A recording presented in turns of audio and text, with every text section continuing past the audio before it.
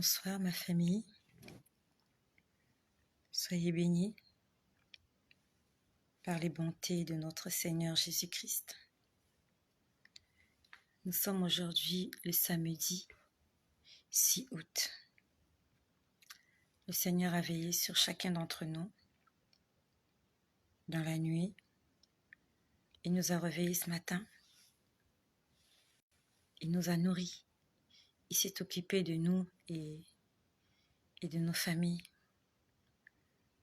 Et il est de notre devoir de le remercier pour ses bontés. Et en cette soirée, je viens officiellement dire merci à Jésus-Christ. Je n'ai pas honte de proclamer ma foi. Je n'ai pas honte de dire que j'appartiens à Jésus. Bonsoir à Obirita, bonsoir à Madly Désirée, Rufin Patnelli, ma sœur Gladys Manga. Soyez bénis au nom de Jésus. Je n'ai pas honte de dire que je sers Dieu. Il y a des gens qui passent à la télé, qui passent sur les réseaux sociaux, qui font de la publicité, qui présentent des choses et qui en sont fiers. Mais il n'y a pas beaucoup d'enfants de Dieu qui sont prêts à exposer fièrement et clairement leur appartenance. Je crois que c'est la semaine dernière ou il y a de cela 2 semaines, j'ai vu sur Facebook, il y a de cela 1 ou 2 semaines, j'ai vu sur Facebook une émission sur LCI. Ils avaient fait cette émission pendant le Covid, je crois. Et il y a une femme qui s'est levée dans la foule, une jeune dame à qui on a donné la parole. Bonsoir à Angèle, bonsoir à Josiane, bonsoir à Solange, bonsoir à mon papa Victor, bonsoir à Clarisse. Et cette dame-là sur LCI, elle s'est fièrement levée, elle était dans la foule et elle a parlé de Jésus. Les présentateurs, tous les chroniqueurs qui étaient là, ils étaient choqués. Ils étaient scotchés sur leur banc. Ils trouvaient anormal, ils trouvaient écœurant que dans une émission télé où on parle du Covid, où on parle du vaccin, où on cherche des solutions à cette pandémie, il y a une dame qui se lève et qui présente Jésus-Christ comme la solution à tous les problèmes. Bonsoir à Espérance, bonsoir à Jo, G.U. Ils étaient étonnés. Et quand j'ai vu cette femme, je me suis dit, waouh, quel courage d'aller à la télé, dans une émission où les gens cherchent des solutions, où il y a des scientifiques, où il y a des savants, où il y a des gens dotés d'une intelligence extraordinaire. Et toi, tu te lèves dans la foule. La proposition que tu fais, c'est de leur parler de Jésus. Combien de personnes peuvent se lever et proclamer clairement que Jésus est la solution à tous les problèmes? Il y en a combien? Combien sommes-nous sur les réseaux sociaux? Tu peux prendre ton téléphone et tu peux dire ouvertement au monde entier que tu appartiens à Jésus. Bonsoir à Clarisse, Jonathan, Emilia, soyez bénis au nom de Jésus. Est-ce que tu peux le faire? Et si tu peux le faire, est-ce que tu l'as déjà fait? Bonsoir à Laura, Sonia. Aujourd'hui, il y a beaucoup d'enfants de Dieu, même des nés de nouveau, qui vont sur TikTok. Bonsoir à Léon Patrick. Bonsoir à Christelle Emmanuel. Beaucoup d'enfants de Dieu vont sur les réseaux sociaux faire comme tout le monde. Il y a la chanson qui passe, il se met à danser. Il dit des choses qui n'ont vraiment pas leur place dans notre vie d'évangéliste.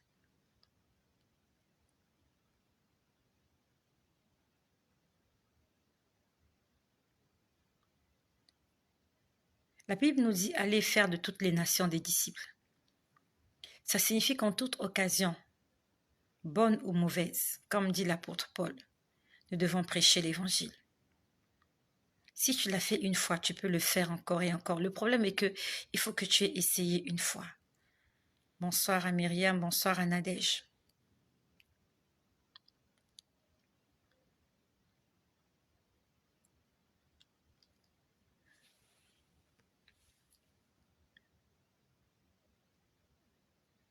Ah, tu m'as rêvé cette nuit, Angèle. Je t'ai demandé de regarder le ciel et quand tu as regardé, le ciel s'est ouvert et la face du Seigneur est apparue. Amen. Amen. Gloire à Jésus. Lève les yeux vers les montagnes. Lève les yeux vers le ciel, car c'est de là que nous vienne le secours. Je suis là pour parler de Jésus. Je suis là pour présenter Jésus-Christ au monde. Et je n'ai pas honte. Je n'ai pas honte de ma famille. Je n'ai pas honte de mes amis. Je n'ai pas honte de mes connaissances. Je n'ai pas honte de dire ouvertement et clairement que j'ai fait un choix. J'ai choisi de servir Jésus. Pas Dieu. Il y a des gens qui se cachent derrière Dieu. Ils ont peur de prononcer Jésus. Il y a beaucoup de gens qui chantent pour Dieu. Mais il y en a combien qui prononcent le nom de Jésus dans leurs chansons? Il y a beaucoup de dieux. Sur Terre, il y a beaucoup de dieux. Vous allez en Chine, vous allez en Inde, il y a des millions de dieux. Les régions polythéistes, ils ont plusieurs dieux. Ils appellent mon Dieu, ils appellent mon Dieu. Et ces dieux-là ont des noms. N'essaye pas d'embrouiller les gens en parlant de Dieu. Parle de ton Dieu. Comment s'appelle ton Dieu? Il a un nom, ton Dieu. Pourquoi tu as honte de prononcer son nom devant les gens? Je n'ai pas honte de dire que mon Dieu, c'est Jésus. J-E-S-U-S. Cet homme-là qui est né d'une vierge, qui a fait des miracles. Lorsqu'il est entré dans les eaux de baptême et qu'il en est sorti, le ciel est ouvert. Et une voix se fit entendre disant, celui-ci est mon fils bien-aimé, en qui j'ai mis tout mon amour, écoutez-le. Je crois en Jésus qui a ressuscité les morts, qui a guéri des malades, qui a nourri des foules. Je crois en ce Jésus-là qui a été flagellé, insulté, crucifié. Je crois en ce Jésus qui, dans le jardin de Gethsémane, il était tellement angoissé que sa sueur s'était transformée en des grumeaux de sang. Je crois en ce Jésus-là qu'on a descendu de la croix. Sous l'ordre de Joseph d'Arimathée, ils l'ont mis dans un sépulcre. Je crois en ce Jésus-là qui, 3 jours plus tard, après son ensevelissement, il est ressuscité. Je crois en ce Jésus-là qui est monté au ciel à la vue de plusieurs personnes et qui revient très bientôt. Je crois en lui. Mon Dieu a un nom et il s'appelle Jésus. Et je lui fais confiance. Je lui ai donné toute ma vie, toute mon existence. Je vais parler de lui, sans crainte, sans honte. Il y a des gens qui s'affichent avec des bouteilles de whisky dans les mains. Il y a des gens qui s'affichent avec des bouteilles de vin. Il y a des gens qui s'affichent avec des belles coiffures, des beaux vêtements, des belles chaussures. Il y a des gens qui s'affichent avec des belles voitures. Moi, je m'affiche avec le nom de Jésus. Moi, je te présente Jésus. Je ne te montre pas mes vêtements, je ne te montre pas mes chaussures. Je ne te montre pas ce que j'ai, je ne te montre pas ma voiture. Je ne te montre pas un verre de vin. Je ne suis pas venue faire de la publicité pour un parfum. Je ne suis pas là pour Dior. Je suis là pour Jésus. J'adore. Il y a une publicité là. Dior, j'adore. Non, moi, c'est pas Dior, j'adore. Moi, c'est Jésus. J'adore. C'est ça ma publicité. et je n'en ai pas honte. Ce que je vais te dire ce soir, je l'ai vu samedi dernier, ça fait une semaine. Ce que je te dirai ce soir, je l'ai vu samedi dernier.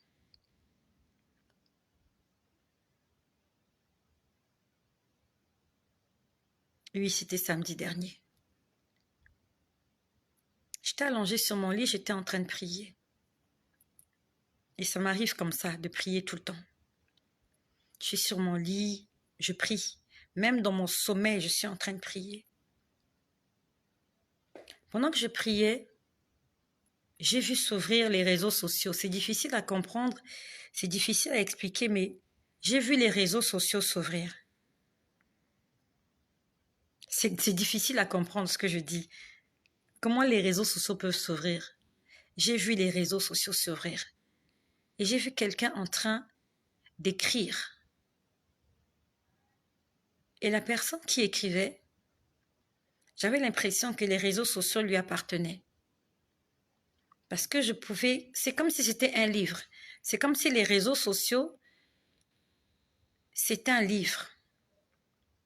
Et la personne a ouvert son livre pour écrire quelque chose. Il y a eu deux choses. Enfin, quand je dis deux choses, on a écrit 2 fois. La première fois, alors je ne me souviens pas vraiment exactement de ce qu'on disait, mais je vais vous dire un peu le sens de ce que j'ai lu. On a ouvert les réseaux sociaux. Pas les réseaux sociaux, je veux dire le réseau social. Parce que les réseaux sociaux, ça fait beaucoup. Je vais dire le réseau social. On a ouvert le réseau social et il y a quelqu'un qui l'a ouvert. Et la personne était en train d'écrire.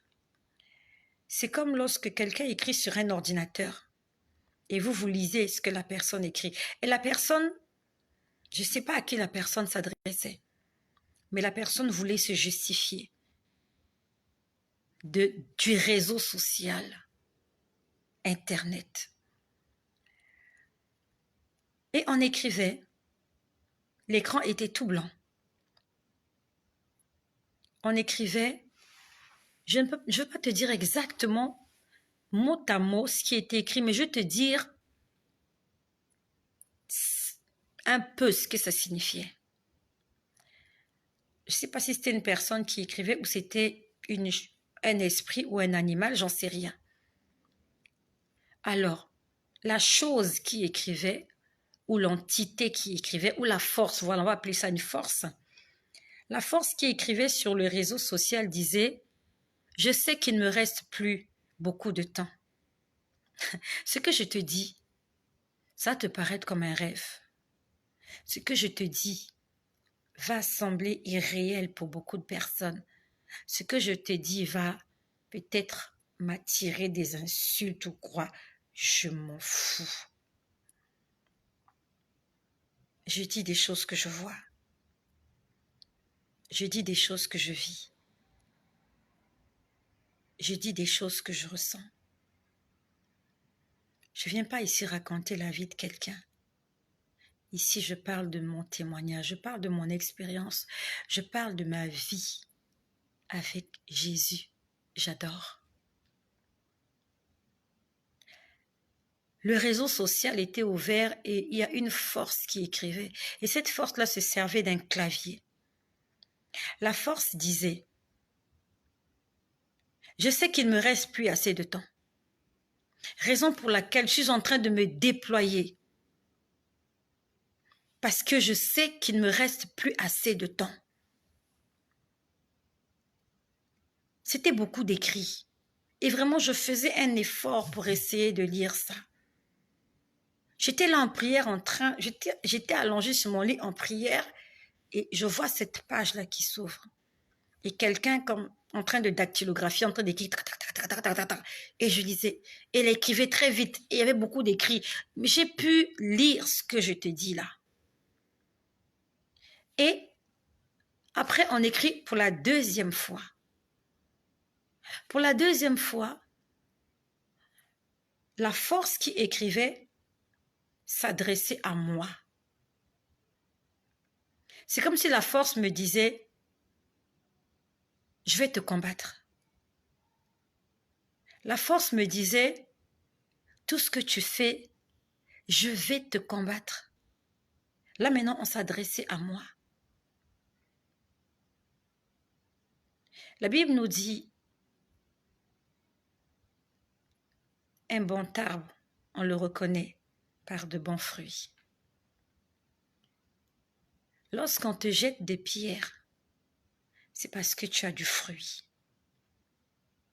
Les gens ne peuvent pas venir au pied d'un arbre, essayer de goûter ce fruit si ce fruit n'est pas bon. Non.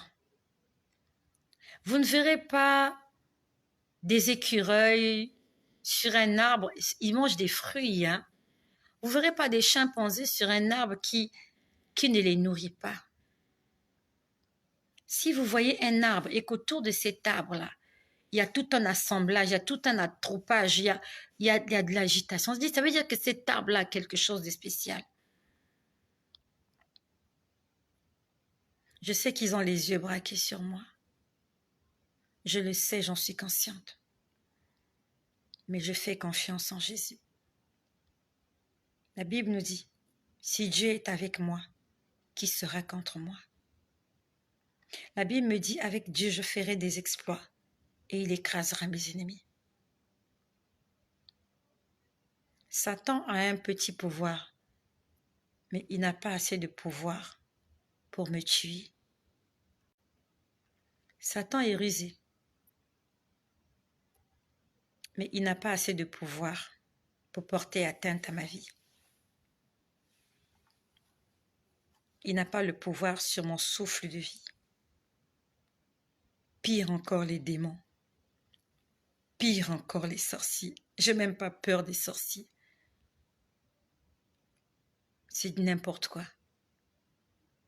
Si le diable n'arrive pas à me toucher, ce ne sont pas ces enfants qui pourront lever le petit doigt sur moi. Je vais continuer de parler de Jésus parce que je sais que ça te fait du bien. Je sais que tu as été guéri, tu as été fortifié par rapport à ce que Jésus fait pour toi. Et je rends grâce au Seigneur pour les miracles qu'il accomplit dans la vie de beaucoup de gens. Je reçois beaucoup de témoignages. Je reçois aussi beaucoup de plaintes. Il y a des gens qui ont beaucoup de problèmes qui m'écrivent. Mais je sais que Dieu va agir. Tôt ou tard, le Seigneur va se manifester dans ta vie.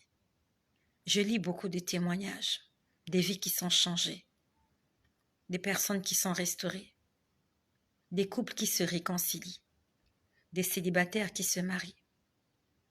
Et je sais que ton tour aussi arrivera. N'abandonne pas. N'abandonne pas.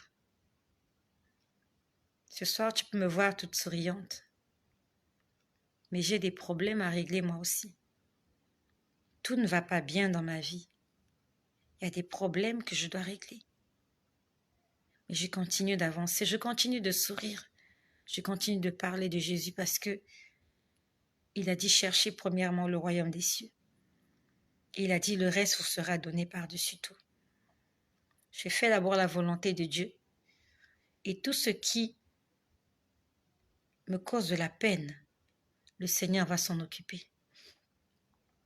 Lui-même, il a dit, l'ouvrier mérite son salaire. Et le salaire que je demande à Dieu, c'est la paix de mon cœur. Je veux avoir la paix, la quiétude. J'aimerais que lorsque je dorme dans mon lit, je n'ai pas de soucis. Et je sais que le Seigneur me le donne. Même quand ça ne va pas, le Seigneur met une paix dans mon cœur incroyable. Et je viens lui dire merci. Parce qu'avant, c'était pas comme ça. Avant, je me plaignais, je me lamentais. Avant, je hurlais quand ça n'allait pas. Je m'inquiétais. Aujourd'hui, je recommande mon sort à l'Éternel. Je lui rappelle ses promesses. Je lui rappelle l'alliance que j'ai faite avec lui. Je lui dis, Seigneur, souviens-toi de tout ce que je fais pour toi. Je lui dis, Seigneur, je prie pour les enfants des autres. Je prie pour les maris des autres. Je prie pour les autres. Et me laisseras-tu tomber? Est-ce que tu me laisseras tomber, Seigneur? Il ne me laissera pas tomber. Fais-lui confiance. C'est plus facile à dire qu'à faire. Mais est-ce que tu as mieux que cela? Est-ce qu'il y a quelqu'un de mieux que Jésus à qui tu peux faire confiance sur cette terre? Ton mari, tu le fais confiance, il va te trahir. Ta femme va te trahir. Ton mari peut mourir, ta femme peut mourir. Tu peux te retrouver veuve ou veuf, alors que tu as mis en lui tous tes espoirs, alors que tu as mis en elle tous tes espoirs. Tes enfants peuvent te trahir, peuvent être désobéissants, te faire de la peine. Tes amis peuvent te trahir. Toutes les personnes qui t'entourent peuvent te trahir. Joseph avait été vendu par ses frères. Ils étaient 12. Benjamin n'était pas là, ça faisait 11. Si on enlève Joseph, ça faisait 10. Joseph a été vendu par 10 frères. Sur 11 frères, il y a 10 qui l'ont vendu. Il y a l'aîné qui a essayé de plaider sa cause. C'était le seul. Je crois que c'était Siméon, je ne sais pas, entre Ruben et Siméon. Mais tous les autres, ils voulaient la mort de Joseph. Ses propres frères. Jésus a été vendu. Jésus a été trahi par son disciple. Quelqu'un qui a marché avec lui pendant des années. Quelqu'un qui a mangé avec lui dans la même assiette. Jésus a été trahi par quelqu'un qui était à ses côtés. Le roi David a été trahi par son propre fils, Absalom. Et si tu ne connais pas cette histoire, c'est parce que tu ne lis pas la Bible. Va le lire dans 1 Samuel, 2 Samuel, dans les livres de rois. David a été trahi par son fils. Son fils a voulu prendre la royauté de force. Son fils Absalom a couché avec les femmes de David. Ton ennemi n'est jamais loin. Sur terre, il n'y a personne à qui on peut faire confiance. Il n'y a personne. Personne. Le seul, l'unique. Il s'appelle Jésus. Il est fidèle. Il n'y a que lui. Lorsque tu l'appelles, il vient. Tu peux appeler ton mari. Son téléphone est fermé. Lorsque ton mari est avec sa maîtresse, il met le téléphone sous silencieux. À la limite même, il le ferme. Oh non, s'il le ferme, il va attirer ton attention. Il met son téléphone sous silencieux. Lorsque ta femme te trompe, elle met le téléphone sous silencieux. Elle te ment qu'elle est allée à un endroit alors qu'elle est allée à un autre. Lorsque tes enfants font des choses, c'est la même chose, c'est pareil. Mais Jésus, chaque fois que tu l'appelles, il est disponible. 24 heures sur 24. Qu'importe l'endroit, qu'importe l'heure, qu'importe la circonstance. C'est lui, l'ami par excellence. Mon âme bénit l'Éternel et mon esprit glorifie ton nom, car la mort n'a pas pu le retenir, même dans le tombeau. Jésus est Seigneur, même dans le tombeau. Jésus est Seigneur. Je suis en train de préparer le montage de mon clip. Et jusqu'à présent, ce n'est pas encore très clair dans ma tête. Je suis en train de prendre des propositions par-ci, par-là. Essayer de trouver un studio qui me fera un prix attractif, voilà. Et cette semaine, j'étais en train de voir sur les réseaux sociaux une image, en fait. J'ai aimé cette image. Et ça a traversé mon esprit. Je me suis dit, mais pourquoi je ne m'habillerais pas comme ça? Ce serait cool que je m'habille comme ça. J'ai vu une dame qui s'était déguisée en religieuse. Vous voyez, les robes des religieuses, là, leur soutane. Il y a certaines religieuses qui s'habillent en blanc, il y en a d'autres qui s'habillent en noir-blanc. Et c'était cette semaine, je crois, oui, c'était cette semaine sur Internet. J'ai vu une dame, une belle blonde, voilà. En fait, elle avait juste fait ça, poster pour rigoler. Elle s'est habillée en religieuse. Cette grande soutane noire avec un voile noir. Et ici, il y a une bande blanche. J'ai aimé la tenue. Je me suis dit, mais pourquoi je ne m'habillerais pas comme ça dans mon clip? Je me dis, pourquoi je ne m'habillerais pas comme ça? J'ai dit ça à l'intérieur de mon corps, de mon cœur, sorry. J'ai dit ça à l'intérieur de mon cœur. Je me suis dit, pourquoi je ne mettrais pas une soutane comme ça? Quelque chose de vraiment gospel, comme dans Sister Act. T'as vu le film de Sister Act? T'as vu comment elles sont habillées? Ces dames-là. Et ça a traversé mon esprit comme ça. Je me suis dit, pourquoi pas? Et hier soir, le Seigneur est venu me parler au sujet de ce vêtement.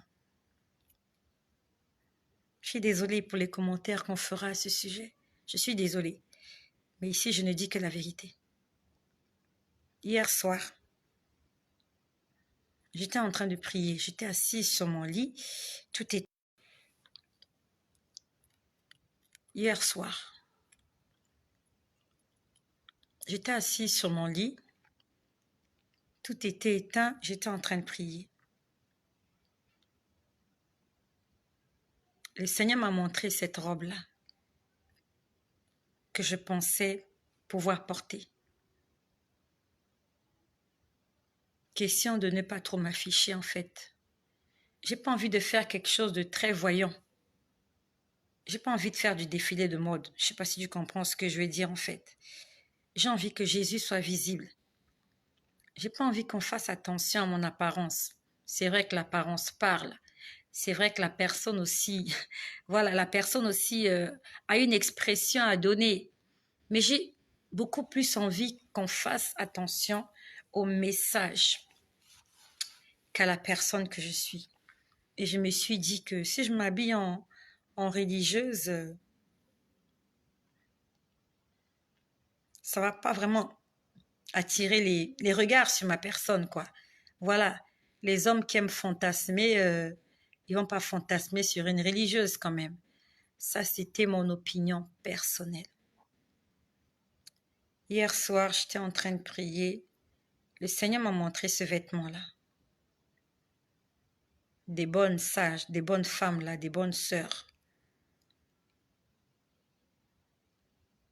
Et ce vêtement-là était porté par un porc.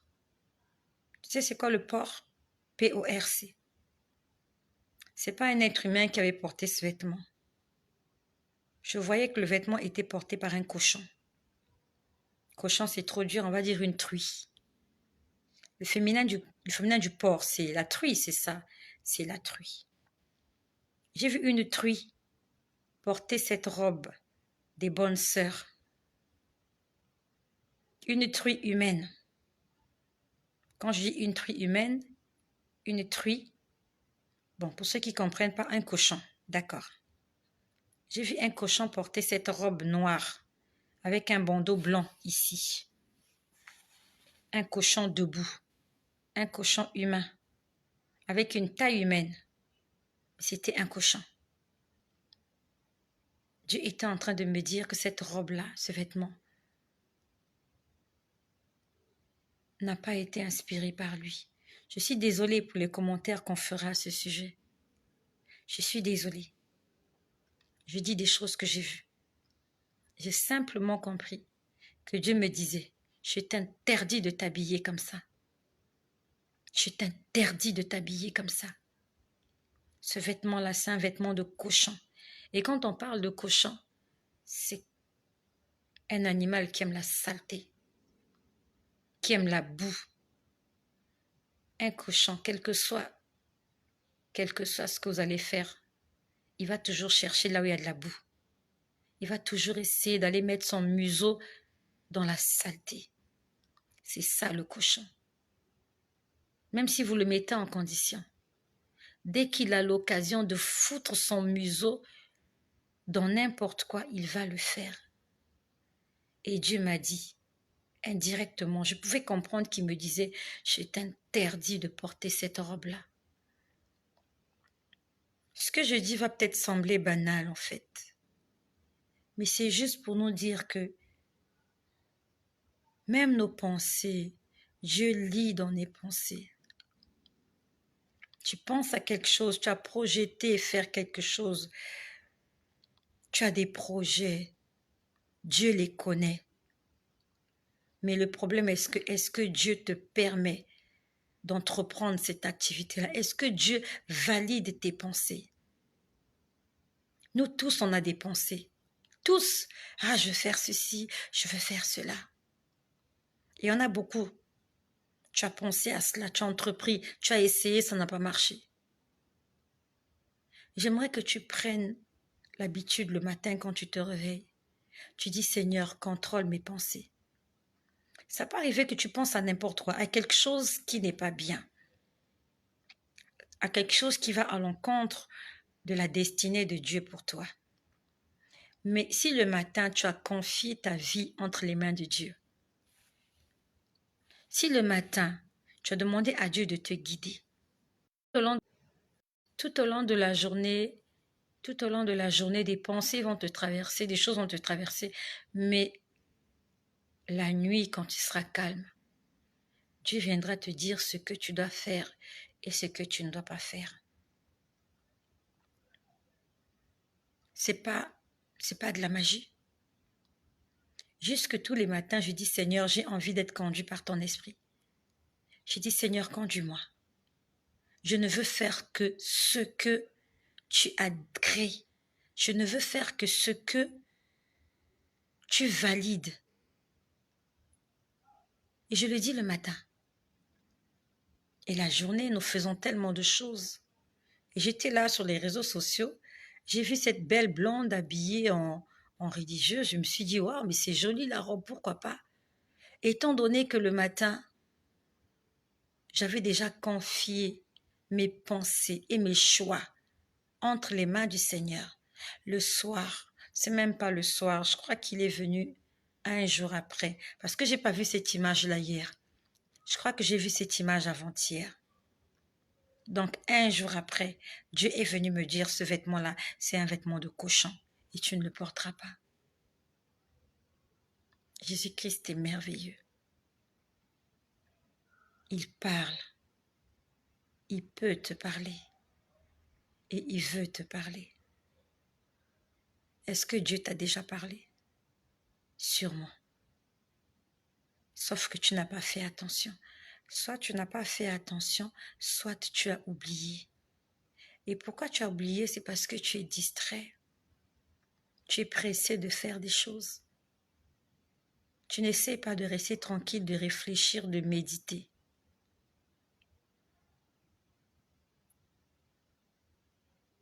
Tes yeux veulent seulement regarder autre chose. Tu ne prends pas du temps à la méditation personnelle. La méditation personnelle, c'est quoi? Tu restes tranquille et tu dis, Seigneur, parle-moi. Dis-moi quelque chose, aussi petite soit-elle. J'ai envie que tu me dises quelque chose.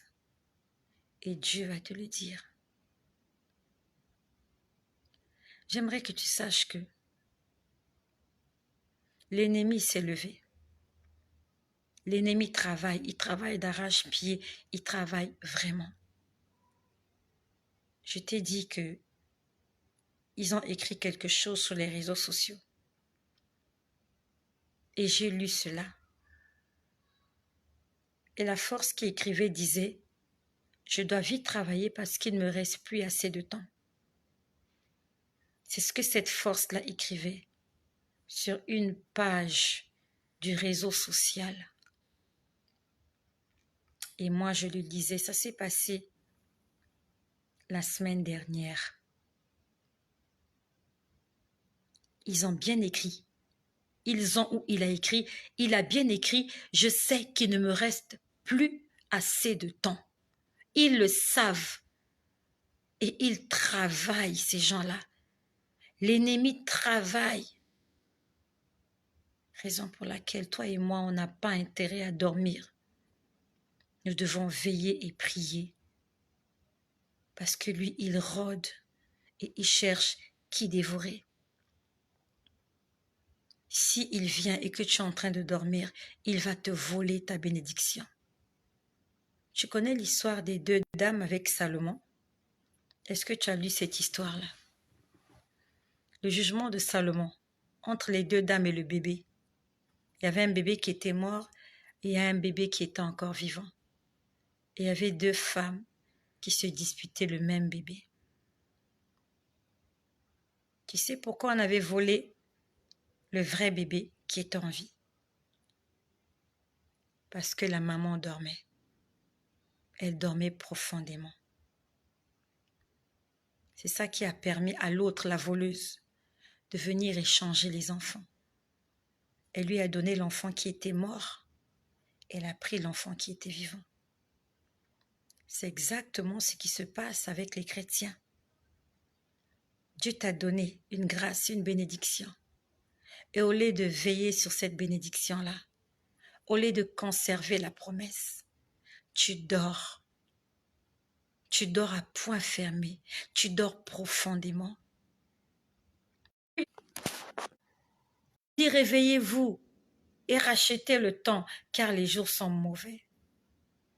Dieu t'a donné quelque chose. Et au lieu de veiller sur cette chose-là, au lieu de protéger la vision, tu dors. Et quand tu dors, Jean 10 intervient. L'ennemi vient et il change ta bénédiction, il te donne la malédiction parce que tu dormais. Mais si tu étais éveillé, tu avais tenu ton enfant dans les bras, tu avais mis les conditions, on n'allait pas te voler ton petit enfant. On n'allait pas te voler ta bénédiction. Le diable t'a volé ta bénédiction parce que tu dormais, tu ronflais. Il est venu, il a échangé. Et ce que tu as, c'est le faux. Et tu es en train de te plaindre du faux qu'on t'a donné. Parce que tu dormais quand ils ont fait l'échange. Ta vie de prière était tiède. Tu ne priais plus.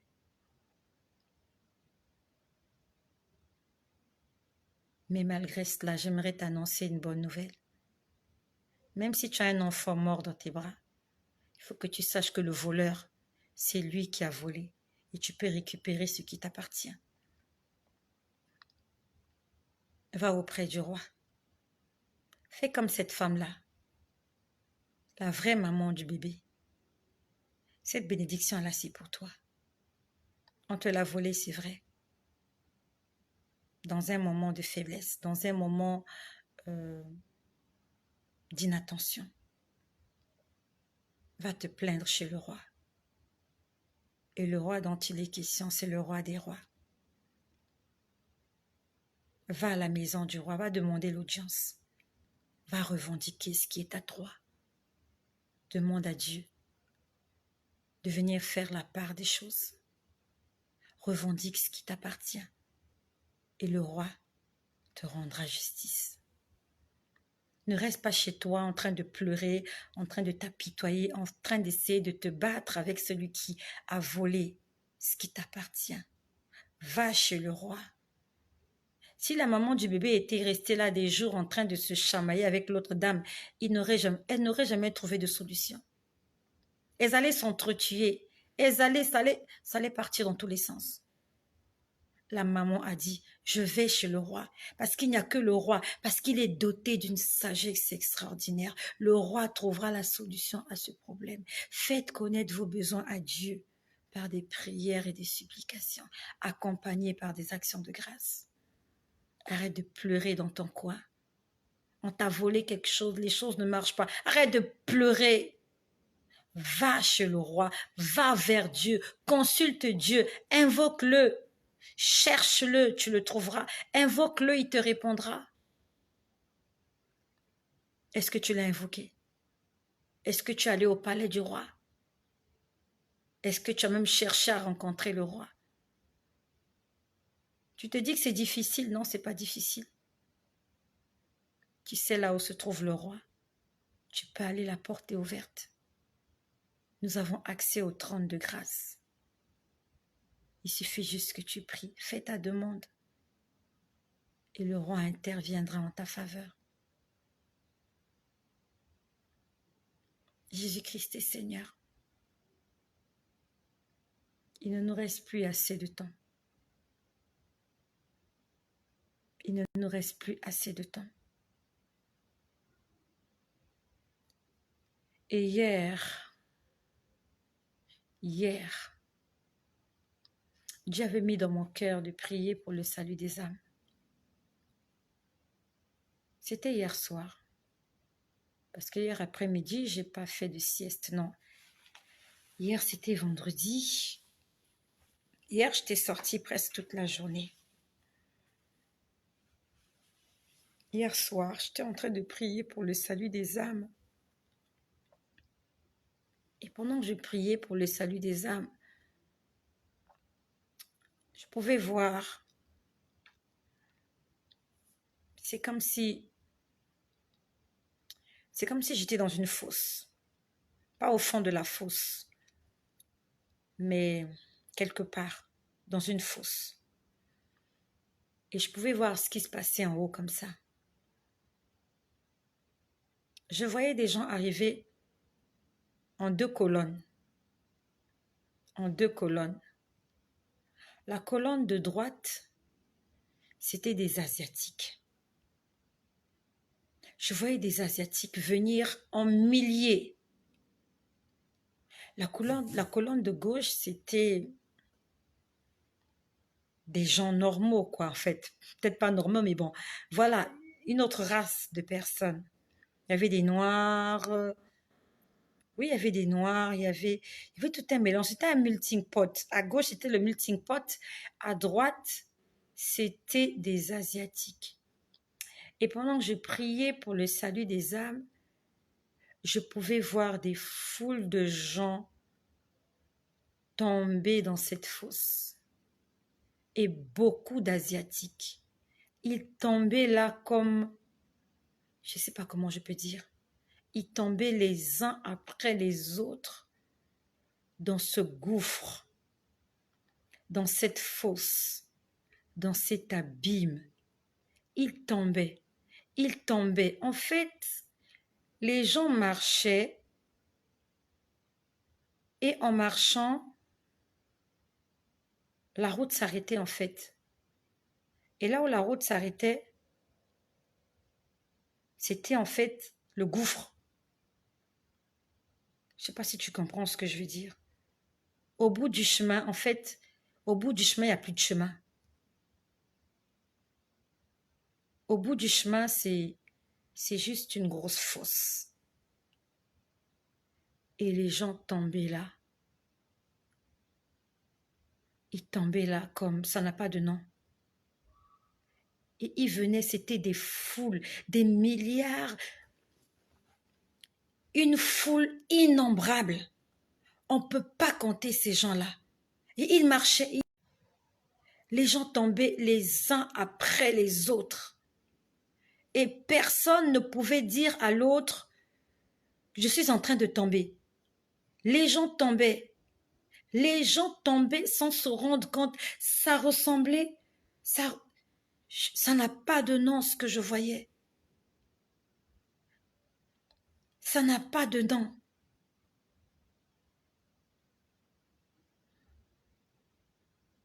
Nous devons annoncer l'évangile de Jésus. Nous devons prêcher l'évangile. Nous devons parler de Jésus. Et même s'il n'accepte pas, au moins nous aurions parlé. Et j'étais là, quelque part, je regardais la scène comme ça. Je me suis dit, en fait, tu peux même pas les dire, n'avancez pas. Ils peuvent pas t'écouter. Ils peuvent pas t'écouter.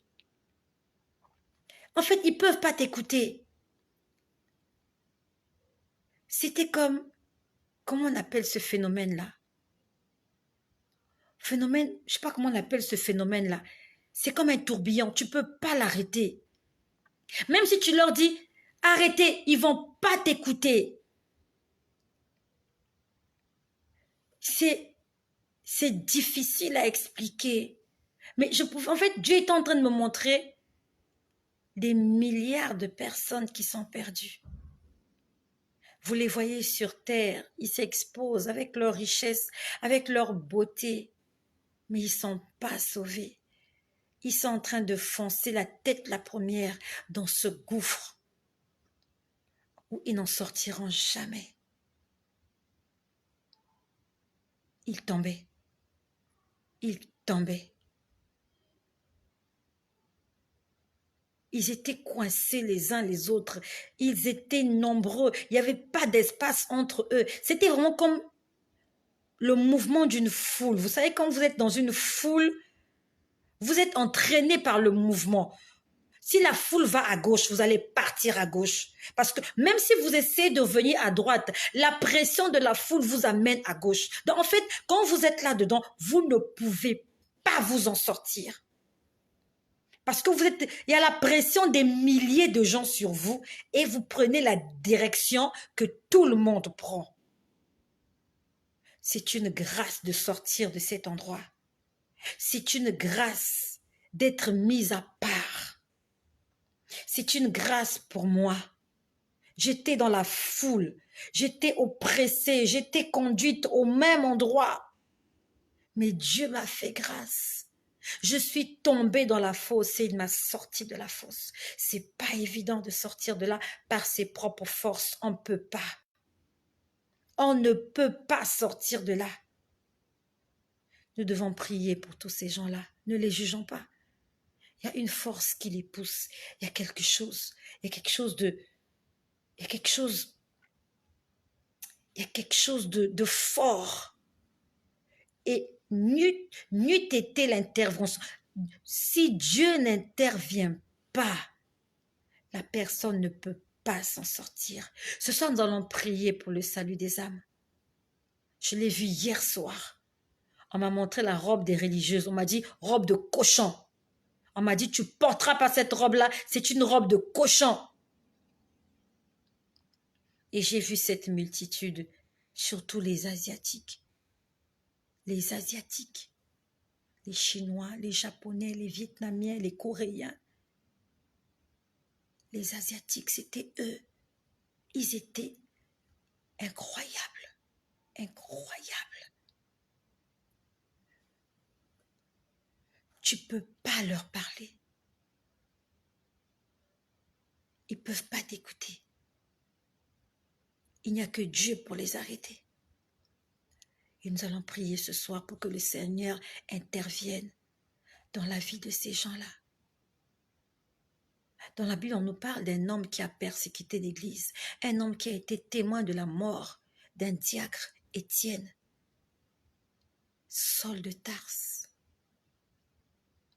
Le Seigneur lui est apparu sur le chemin de Damas, alors qu'il allait persécuter des chrétiens. Il était en train d'aller pécher.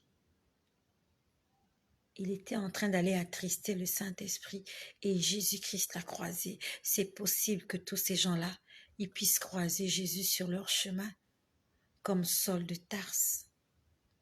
C'est possible qu'ils rencontrent la gloire de Dieu, comme Moïse, lorsqu'il a fui Pharaon. Il a vu ce buisson ardent qui ne se consumait pas. C'est possible. Nous allons prier pour tous ces gens-là. Et avant de prier pour tous ces gens, tu vas prier pour toutes les personnes qui sont autour de toi, qui ne connaissent pas Jésus. Et on a beaucoup qui ne connaissent pas Jésus. Et on a beaucoup qui ne connaissent pas Jésus. Il y a des milliers de gens qui ne connaissent pas Jésus. Parce que toi, tu n'as jamais parlé de Jésus. Là où tu vis, là où tu travailles, là où tu vas faire du sport, dans la mutuelle où tu te trouves. Tu es dans une mutuelle, tu es dans une cantine. Tu te comportes comme un païen, tu te comportes comme une païenne, là où tu te trouves, dans la cantine, là, les gens ne savent pas que tu es chrétien. Tu bois de l'alcool comme un païen. Tu es aussi perverti qu'eux. Ils ne savent pas que toi, tu es un élu. Ils ne savent pas que tu es une élue. Tu leur ressembles. Tu es le portrait craché de ces incirconcis-là. Ce n'est pas une insulte. C'est un adjectif qualificatif, incirconcis. Tu es dans cette cantine-là. Vous faites des cotisations, vous faites des réunions. Quel est l'impact que toi tu apportes dans cette mutuelle où tu as adhéré? Comment s'appelle la mutuelle dans laquelle tu te trouves? Les amis de quoi? Comment on appelle cette mutuelle-là? Comment on appelle cette cantine-là? Vous faites des cotisations, vous faites des œuvres sociales. Et toi, qu'est-ce que tu apportes de positif dans cet endroit? Est-ce que tu leur parles de Jésus? Ou bien vous allez de bistrot en bistrot, de bar en bar, vous vous empiffrez d'alcool après avoir fait des actions humanitaires. Vous allez vous empiffrer d'alcool. Alors que Dieu t'a mis dans cet endroit pour convertir tous ces gens-là. Dieu a permis que tu sois dans ce bureau-là pour convertir tous ces gens-là. Dieu a permis que tu sois à cet endroit-là pour annoncer la bonne nouvelle. Et toi, tu ressembles à monsieur tout le monde. Tu es madame tout le monde. Il n'y a aucune distinction entre toi et eux. Quand tu racontes des bêtises, toi aussi, tu en racontes et tu en rigoles.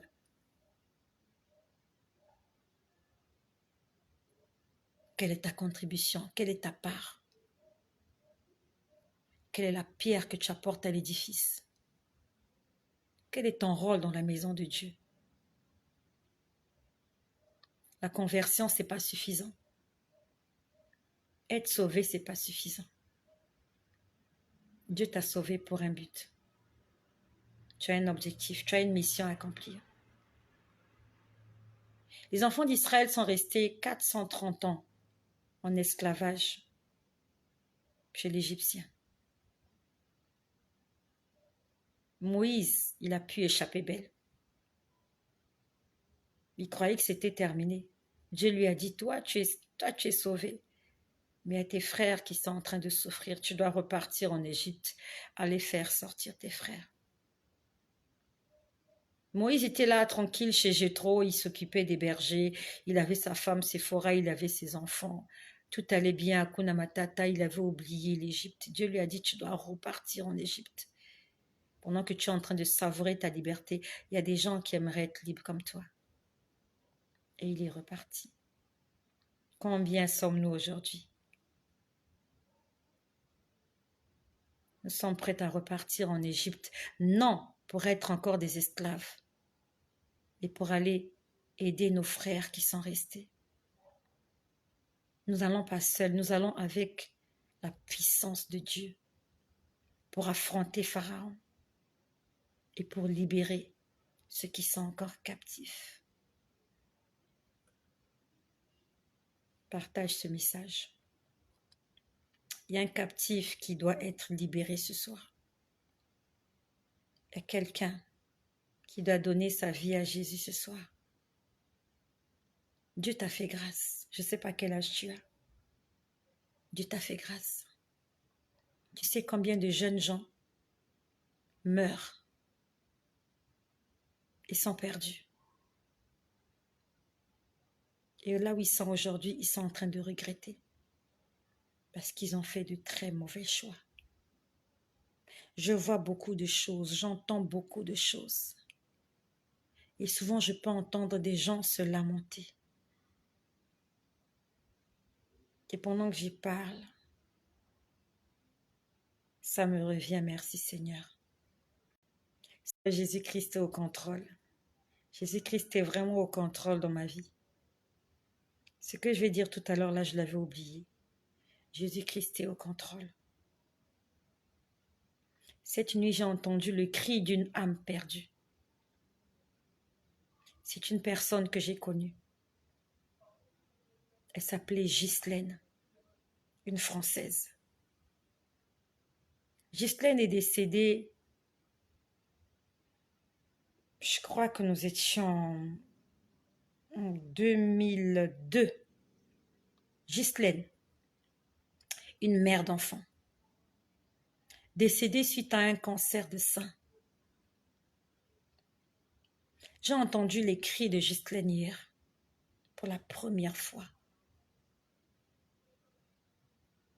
Ça m'est revenu tout de suite pendant que je parle des âmes perdues. J'ai entendu le cri de Ghislaine hier. Je vais taire son nom. C'était une femme à la peau blanche. Elle avait 2 enfants. Elle se battait pour sa famille. Le cancer a pris le dessus sur elle. Elle fumait. J'ai entendu les cris de Ghislaine hier. Ghislaine me parlait. Elle me disait, Estelle, elle me disait, j'ai envie d'avoir un visage comme le tien. Elle me dit, Estelle, tu as un beau visage. Elle me dit, qui t'a fait ce soin de visage? Elle me dit, Estelle, j'aimerais que tu me fasses un soin de visage. Elle me dit, regarde comment je suis. Ghislaine est décédée. Ça fait plus de 20 ans que cette femme-là est décédée. Et hier, j'ai entendu son âme hurler. Est-ce que là où elle me voit? J'en sais rien. Elle me disait, Estelle, fais-moi un soin de visage. Elle me dit, Estelle, tu as un beau visage. Je lui dis, mais Ghislaine, tu es blanche. Moi, je suis noire. S'il y a quelqu'un qui a un visage éclairci, je dis, mais c'est toi. Elle me dit, non, Estelle, fais-moi un soin de visage. J'ai envie d'avoir un visage comme le tien, un visage propre, elle disait. Elle me disait, fais-moi un soin de visage. Et je trouvais anormal qu'elle me dise qu'elle voulait avoir un visage comme le mien.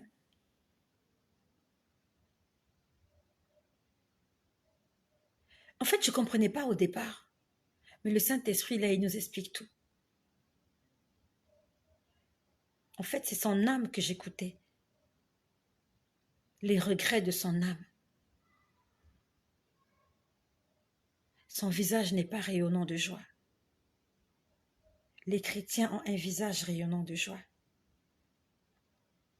Les chrétiens, les enfants de Dieu véritables, ils ont un visage rayonnant de joie. La Bible nous dit qu'au ciel, il y a de la joie, il n'y a pas de pleurs au ciel, il n'y a pas de tristesse. Ils sont tous rayonnants de joie. Et la joie s'exprime par le visage. C'est en regardant le visage de quelqu'un que tu peux te rendre compte s'il est joyeux ou pas. Mais Ghislaine n'est pas joyeuse là où elle est. Elle était en train de m'envier. Elle disait, Estelle, je veux avoir un visage comme le tien. Oh, que tu as un beau visage. J'ai dit, mais Ghislaine, comment tu peux souhaiter avoir un visage comme le mien? Elle me disait, Estelle, fais-moi un soin de visage. Fais-moi un soin de visage. Et j'étais en train de chercher des produits. Je me suis dit, mais quel est le produit que je mettrais sur son visage pour qu'elle soit satisfaite? Il n'y avait aucun produit pour elle. J'ai regardé autour de moi. Je me rendais compte qu'il n'y avait pas de produit pour elle. Et c'est comme si j'étais désolée. Je lui disais, mais Ghislaine, il n'y a rien, je ne peux rien faire pour toi. Elle me disait, Estelle, j'ai envie d'avoir un visage comme le tien. Je lui disais, Ghislaine, je ne peux rien faire pour toi.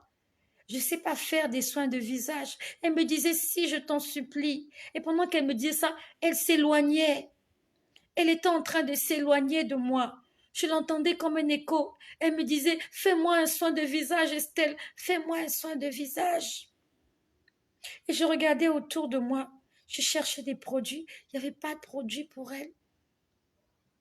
À un moment donné, j'ai vu une bouteille qui était là, une bouteille pleine de parfums. Il y avait du parfum à l'intérieur de cette bouteille. Il y avait tellement de parfum que ça débordait. Et j'ai pris cette bouteille-là. On me disait que c'est le seul produit que je peux utiliser pour elle. Mais sauf qu'elle était en train de s'éloigner. Et j'ai pris cette bouteille entre mes mains. Je lui ai dit, le seul produit que je peux utiliser pour toi, c'est celui-ci. Mais il faut que tu cherches un récipient pour que je le mette parce que c'était en train de couler sur mes mains. Et pendant que je lui parlais, elle était en train de s'éloigner.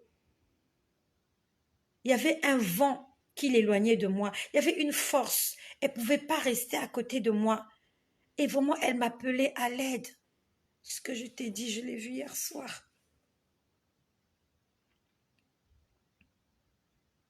Elle s'appelait Ghislaine. Et je revois encore son visage, Ghislaine. Elle est morte, elle avait une 40aine d'années. Ghislaine. Ghislaine n'est pas au ciel. Elle est morte après une longue maladie. C'est triste que sur son lit d'hôpital, elle n'ait pas pensé à Dieu. Comment se fait-il que sur un lit d'hôpital, un malade ne pense pas à Dieu? Comment ça se fait que sur un lit d'hôpital, tu sais que tu vas mourir, tu n'appelles pas Dieu au secours? Comment ça se fait? Lorsqu'on est en difficulté, on appelle au secours, on cherche de l'aide, on veut quelqu'un pour venir nous sauver. Quand tu tombes dans un trou, quand tu as fait un accident, tu t'es embourbé quelque part, tu es perdu dans la forêt, tu as perdu ton chemin, tu envoies un SOS. Comment se fait-il que sur un lit d'hôpital, des hommes et des femmes n'arrivent pas à appeler Dieu au secours? C'est le diable qui fait ça. Ce n'est pas logique que quelqu'un qui est en difficulté ne demande pas de l'aide. C'est pas logique. C'est le diable qui les distrait. Chacun de nous, même quand on a une petite fièvre à la maison, lorsqu'on est cloué sur notre lit, on fait toujours à l'intérieur de nous une petite prière. Il y a toujours une petite prière qu'on fait, on dit « Seigneur, aide-moi ». Mais comment des gens meurent suite d'une longue maladie sans invoquer Dieu au secours? Est-ce que tu te rends compte de comment le diable est en train d'aveugler les gens? Comment le diable aveugle les gens? Même ton enfant, s'il a la fièvre, il est alité, il va t'appeler. « Maman, j'ai mal ». S'il est dans la salle de bain, il est tombé, il va crier « Maman, je suis tombé ». Dans la cour, il fait du vélo, il est tombé. « Maman, je suis tombé ». Mais comment une personne censée, dans son lit d'hôpital, mourant, oublie qu'il y a un Dieu qui existe, un Dieu qui peut venir à son secours, pardonner ses péchés, lui donner la vie éternelle? Comment ça se fait? Le diable a aveuglé beaucoup de gens. Beaucoup de gens ne croient pas en l'amour de Jésus. Beaucoup de gens ne croient pas au salut. Beaucoup de gens ne croient pas au pardon du péché. Beaucoup de gens ne croient pas en la compassion de Dieu. Beaucoup de gens ne croient même pas en Dieu. Ils ont été aveuglés. Ghislaine est restée longtemps malade. Et dans son lit d'hôpital, elle n'a jamais appelé Dieu au secours. Comment se fait-il que dans le lit d'hôpital, les gens oublient qu'il y a un Dieu qui existe? Il y a un créateur, qu'il y a quelque chose qui va se passer après ça. Comment ça se fait? Ils sont aveuglés. Pauvre Ghislaine. Elle a laissé 2 enfants, de grands enfants.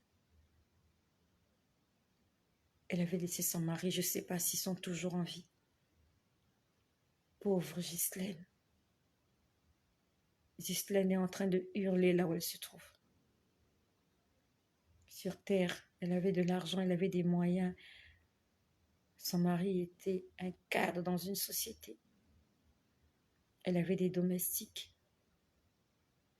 Elle est partie seule. Tout ce qu'elle avait est resté. et rouler dans de belles voitures, Ghislaine. Tout ça, c'est resté. Je l'ai vue être emportée par le vent. Elle me parlait. Estelle, fais-moi un soin de visage. J'ai dit, mais je ne sais pas faire de soin de visage. Elle dit, Estelle, j'ai envie d'avoir un visage comme le tien. Ghislaine aimerait être à ma place aujourd'hui. Elle aimerait tellement revenir sur terre, rattraper le temps perdu. Elle aimerait revenir et ne plus faire les mêmes erreurs. Mais c'est trop tard. C'est trop tard. Et pour beaucoup de gens, c'est trop tard déjà. Mais pour toi et moi, c'est pas encore trop tard. Pour ceux qui sont vivants, c'est pas encore trop tard. Pour nos enfants, pour ton époux, pour ton épouse, pour ma mère, c'est pas encore trop tard. Et je vais prier ce soir pour toutes les personnes qui ont besoin d'entendre Jésus. Que ce soit dans ma famille, dans ma belle famille autour de moi, sur les réseaux sociaux, dans la vie de ceux-là même qui n'entendent pas mon langage, en Chine, au Japon, en Corée, au Vietnam.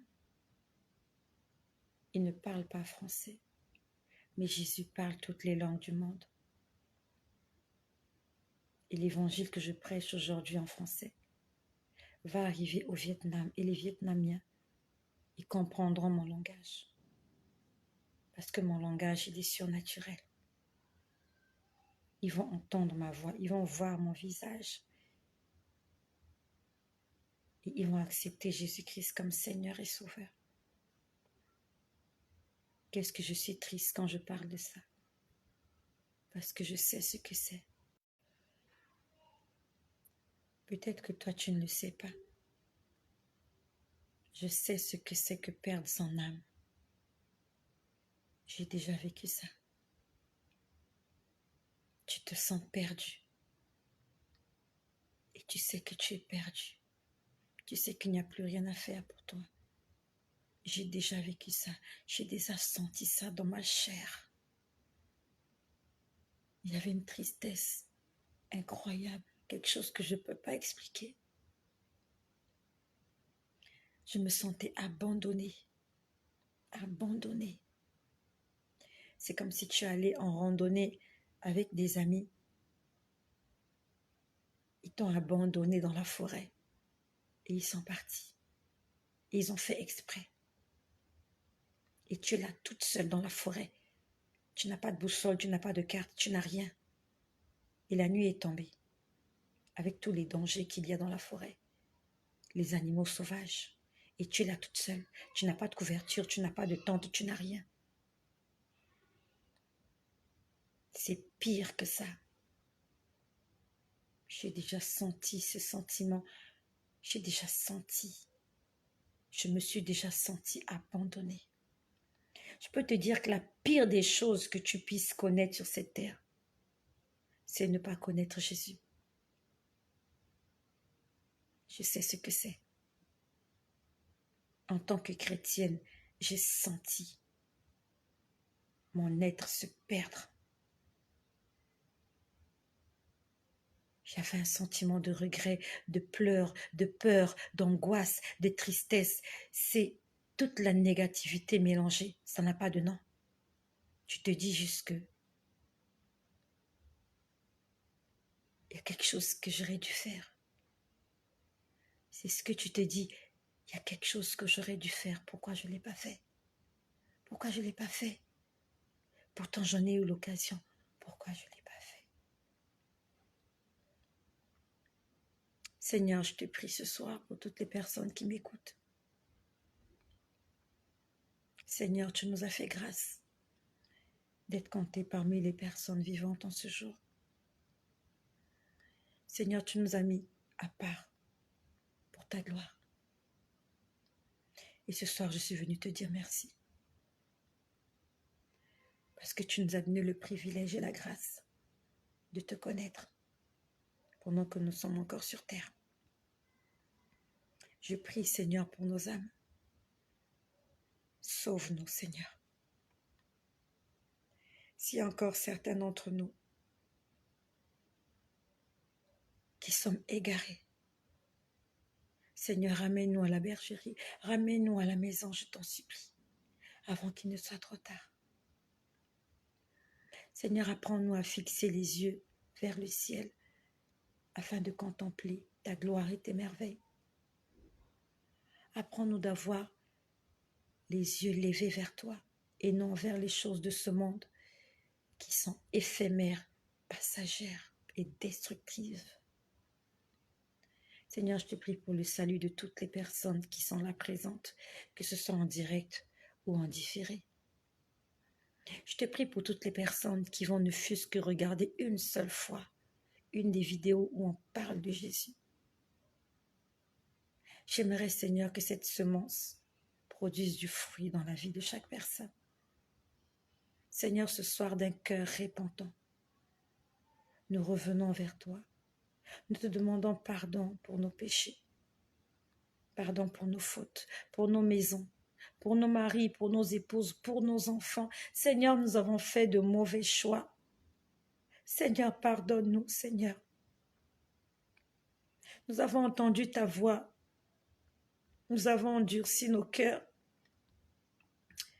Nous n'avons pas voulu te chercher. Nous n'avons même pas voulu entendre parler de toi. Parce que nous n'aimons pas la lumière. Nous n'aimons pas la vérité.